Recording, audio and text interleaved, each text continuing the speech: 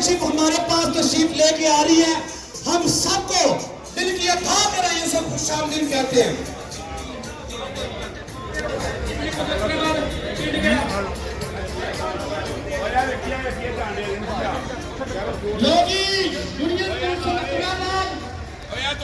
पाकिस्तान तहरीक इंसाफ 220 तारक समानी 200 है भी जितनी है 45 आ गया जी। मिंदरवाल जी, मिंदरवाल खुशखबरी, मिंदरवाल पाकिस्तान तहरीक इंसाफ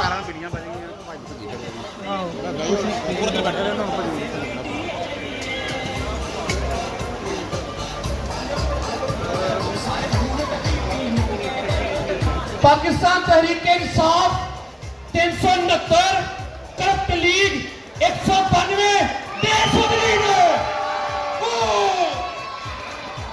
नकदी पुलिस स्टेशन में 25 पाकिस्तान तहरीक इंसाफ 4 नून लीग 45 जी सिर्फ लो जी।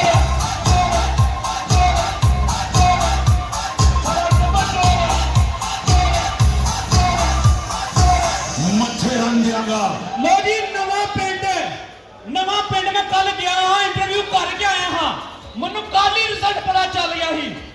पाकिस्तान तहरीक इंसाफ 342 करप्ट लीग 205 चोरी जज फड़ी गई ते रोला दादा पाया जे उन्होंने सवेर का रौला पाया कि धांधली हो गई है। तुम दसांगे किस धांधली करी दी है। चोरी जज फड़ी गई ते रोला दादा पाया जे नवा पिंड का दौर च करी फिर नवा पिंड का नवा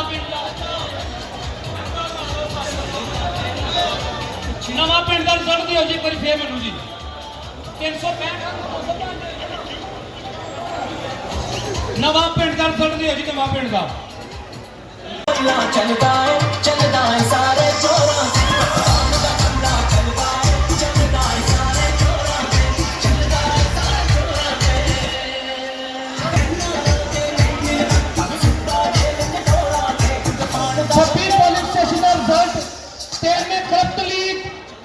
पाकिस्तान तहरीक इंसाफ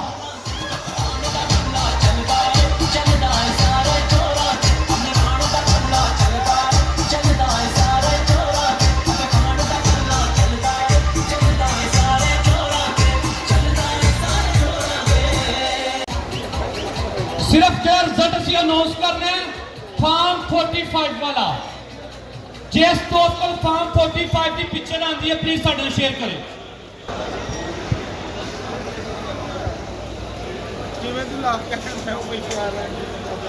नवा पिंड की दरखास्त आई है कि दोबारा अनाउंस करो। नवा पिंड का जो दोस्त लिखन दे ने उन्होंने गुजारिश है कि तुम एक ही टाइम पर लिख लिया करो।